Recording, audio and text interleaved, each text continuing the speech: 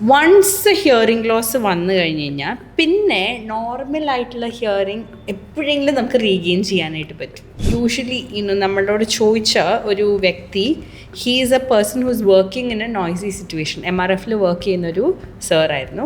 Specifically on the condition noise induced hearing loss ഒക്കെ വന്നു കഴിഞ്ഞാൽ വാട്ട് ഹാപ്പൻസ് ഇസ് ബേസിക്കലി നമുക്ക് മനസ്സിലാക്കേണ്ട ഒരു കാര്യം, നമ്മളൊരു ഹാർമോണിയം കണ്ടിട്ടുണ്ടോ?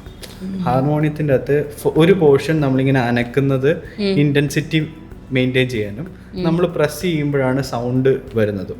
അതേപോലെ തന്നെ നമ്മുടെ ചെവിക്കകത്ത് രണ്ട് സിസ്റ്റം ഉണ്ട്, ഒന്ന് ഔട്ടർ ഹെയർ സെൽസും ഒന്ന് ഇന്നർ ഹെയർ സെൽസും.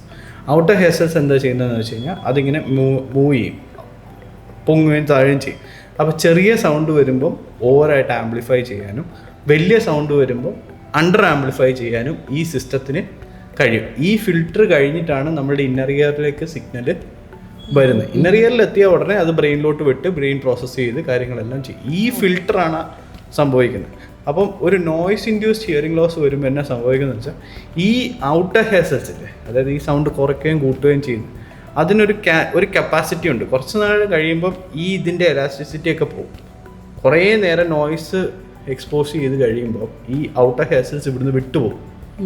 അത് ഈ മൂവ് ചെയ്യുന്ന സാധനം വിട്ടുപോകും. ഇത് വിട്ടുപോയി കഴിയുമ്പോഴാണ് ഹിയറിംഗ് ലോസ് സ്റ്റാർട്ട് ചെയ്യുന്നത്.